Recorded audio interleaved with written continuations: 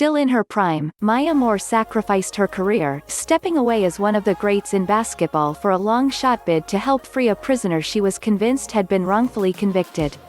There would be no fifth W.N.B.A. championship, no bid for another Olympic gold medal, no fans gasping at the perfect jump shot.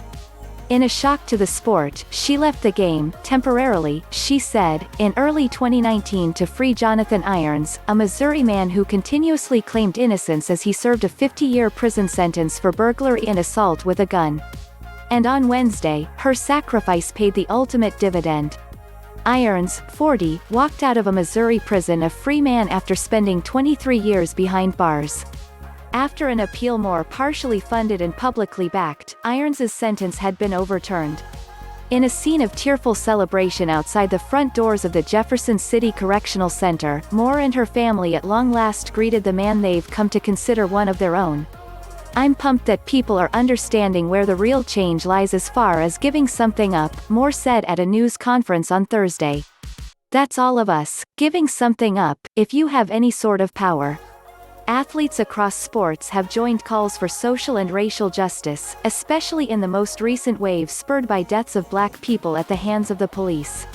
And female athletes like Moore have often been at the forefront but outside the limelight, as men, working in leagues with higher television ratings, tend to get the lion's share of coverage.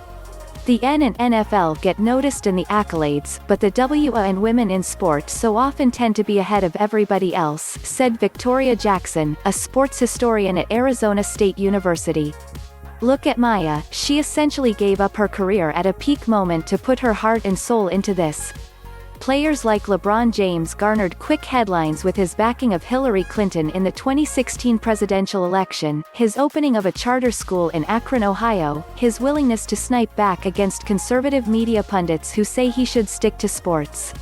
Colin Kaepernick and his kneeling during the national anthem has made an indelible image as he has remained a powerful, behind-the-scenes force for change while still unable to get a job in the end since 2016.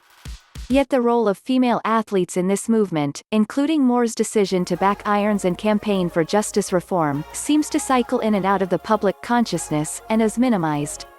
The reasons lie in a manifold mix that include race, the status of women in our society, and the way that women's sports still struggle for attention on the sports landscape.